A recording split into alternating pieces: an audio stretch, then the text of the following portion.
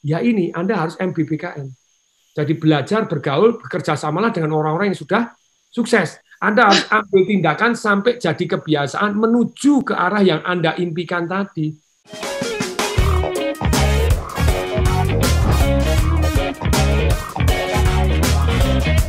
Mengingatkan Anda, barangkali banyak yang di masa-masa pandemi COVID-19 kemarin mungkin meratapi gitu ya, kayaknya hidup udah selesai banget gitu. Nah, pagi ini kita diingatkan mengenai 7 resep anti gagal.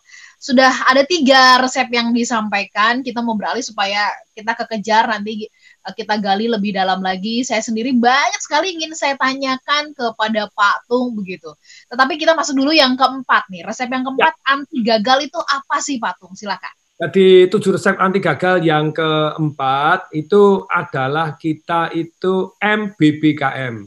Maksudnya apa? MBBKM. Jurus untuk namanya naik lift ataupun naik pesawat atau naik helikopter. Jurus yang sangat cepat, termasuk paling cepat. Itu adalah ketika kita jurus keempat ini. Yaitu apa? M, mulailah Anda menemukan di mana orang-orang yang sukses di bidang yang Anda ingin sukses tadi ada. Kemudian B, Anda bergaul dengan mereka. Supaya mereka senang bergaul dengan Anda, caranya bagaimana. Kemudian yang ketiga, B-nya. B-nya lagi adalah belajar dari mereka. Caranya tanya gimana supaya mereka keluar ilmunya. Kalau Anda nonton Instagram live saya ataupun Instagram TV saya, di mana saya wawancara Sandiaga Uno, wawancara AA Gim, wawancara kemarin Pak Hermanto Tanoko, ikut ya di tung desemwaringin.tdw. Anda lihat cara saya tanya gitu ya. Seringkali saya tanya di caranya ngerekrut, caranya mempertahankan.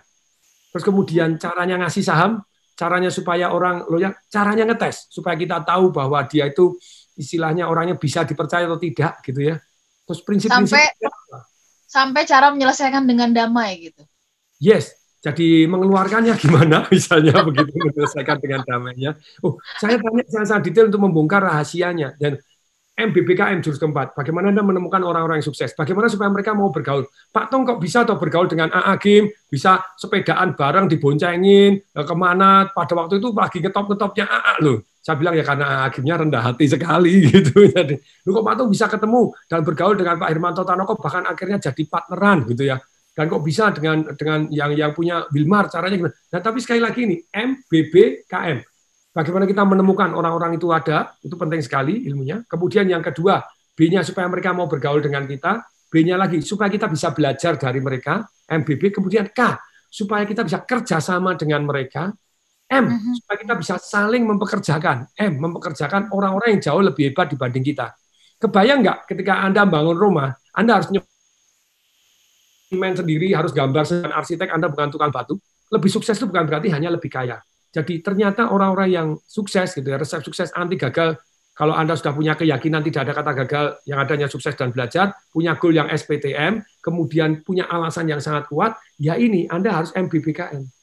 Jadi belajar, bergaul, bekerja samalah dengan orang-orang yang sudah sukses. Ini saya ngajar ini di Financial Revolution, ini detail sekali, nemukannya gimana, caranya apanya, bagaimana, supaya mereka senang dengan bergaul dengan kita, caranya bagaimana. Nah, MBBKM. Terus kemudian yang kelima, ini saya langsung genjot yang kelima ya Mbak Ola ya. Ya, yang kelima. Kalau suruh milih, misalnya 7 resep sukses anti gagal, 2 resep sukses anti gagal, 3 resep sukses, 5 resep sukses. Ujung-ujungnya cuma 1 doang yang saya pilih. Apa itu? Yaitu adalah take action until become habit toward your goal. Anda harus ambil tindakan sampai jadi kebiasaan menuju ke arah yang Anda impikan tadi. Goal Anda yang nomor 2 tadi apa? Pak Tung, kalau saya tidak punya goal, bisa nggak dengan megang satu ini? Bisa.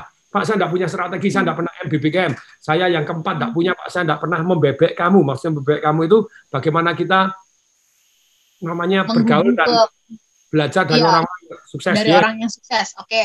Ya, Anda enggak, tapi Anda sudah punya kebiasaan untuk jadi langsing. Anda tetap langsing. Anda punya kebiasaan buat Anda kaya, Anda tetap kaya. Jadi Anda boleh tidak punya goal-nya, tapi kalau Anda punya kebiasaannya, Anda jadi kok. Ini penting sekali gitu ya. Jadi dalam kesempatan ini jurus kelima ini yang paling penting. Anda take action. No action nothing happen. Ya jarang-jarang sih kepengen kaya, jarang-jarang mendadak Anda diketokin rumah Anda, tok tok tok gitu.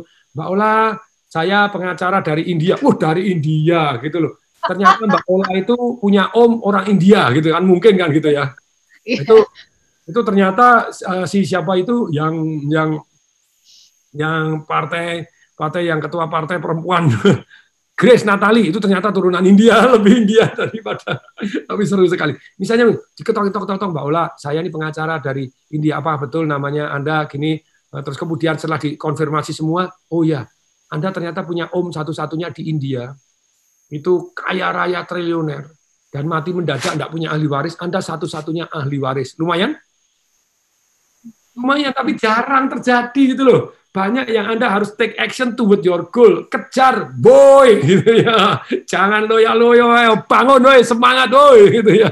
Jadi jurus kelima ini take action sampai jadi kebiasaan. Kalau Anda sudah kebiasaan, Anda tidak butuh motivasi. Saya ulangi. Kalau sudah jadi kebiasaan, Anda tidak butuh motivasi. Bahkan kalau Anda sudah punya kebiasaan treadmill, kebiasaan push up, Anda tidak push up, Anda tidak treadmill, rasanya tidak enak. Ada yang kurang gitu ya, ada yang nggak lengkap gitu. Kurang gitu ya. Nah ini yang nomor 5 ini penting sekali. Sekarang kita nomor 6 ya. Nanti kita bahas. Nomor 6. Nomor 6, kita perlu satu yang namanya peka, monitor, dan lapor. PML, persiapan ML. Nah ini jurus ke-6, PML, persiapan ML. PML itu apa? Jadi peka, monitor, dan lapor. Jadi Anda peka tindakan Anda mana yang mengarah yang Anda inginkan. Anda monitor dari hasilnya seperti apa. Kemudian Anda laporkan action Anda. Saya ulangi. Ketika Anda kepengen langsing, jurus yang paling sederhana adalah nimbang. Jurus paling sederhana nimbang. Itu lebih dari segala motivasi yang lain. Kalau Anda punya habit nimbang, itu dites dari 3.000 sekian. Di buku saya Life Revolution ada yang tentang kesehatan. Itu orang 3.000 sekian wanita ditanya, kamu pengen langsing? Oh iya pengen. Jadi 3.000-nya ini pengen langsing semua. 18 bulan kemudian, ternyata orang-orang yang nimbang itu 5 kilo lebih ringan dibanding sebelumnya. Tapi yang tidak nimbang, walaupun dia kepengen langsing, tidak nimbang, tidak rutin nimbang setiap hari, orang-orang yang kepengen langsing nambah 2,5 kilo. Saya ulangi gitu ya. Yang kepengen langsing, tapi dia melakukan tindakan nimbang setiap hari, itu turun 5 kilo. Sedangkan yang kepengen langsing, tapi tidak nimbang, cuma kepengen tok 18 bulan kemudian naik 2,5 kilo. Jadi monitor ini penting, apalagi kalau Anda lapor. Kalau Anda, makanya kalau saya dulu talk show begini kan sering bawa ajudan saya, bawa GM saya. Pian turun 24 kilo, yang namanya Pak Dimas, itu sekarang sudah turun 17 kilo. Oke. Seru tau pada masuk ke berat badan dia, karena saya suruh lapor setiap hari. Lapor, timbanganmu mana? Lapor, saya tagih setiap hari. Ya, lapor itu memotivasi kita untuk akhirnya harus ada perkembangan dan pergerakan update tiap hari begitu ya Patung ya. Contohnya, jadi ketika Anda action, tentu saja action yang terbaik itu dipotong kecil-kecil kan gitu ya. Tadi dari nomor 5 untuk resep sukses anti gagal tadi adalah take action toward your goal. Take actionnya dibagi. Jadi goalnya masuk akal. Salah satu, Anda kepengen khatam Al-Quran gitu ya, atau kepengen membaca kitab suci Anda, karena kalau di Al-Quran kan judulnya nomor 1 kan Iqra, bacalah gitu ya. Tapi banyak orang mengaku beragama Islam tapi tidak pernah baca Al-Quran gitu ya. Jadi cuma dengar dari orang lain, cuma gini, jadi salah arti. Sama juga orang yang ngaku Kristen juga tidak pernah baca kitab sucinya. Ya, kitab suci gimana sih gitu. Atau ya lumayan lah, saya sudah 4 putaran gitu ya. Tapi sekali lagi, GM saya itu pada waktu mau membaca kitab suci gitu ya, Kang Fuad sama Pak Diki M. Sidik. Bagaimana? Ya saya bilang kamu tentukan goal. Ternyata dia punya cara dibagi, dipotong. Pak ini lebih masuk akal dibanding baca setiap hari 1 juz itu lebih wajar. Share berikutnya nanti ya, share lagi ya caranya. Contohnya Patung ditahan dulu.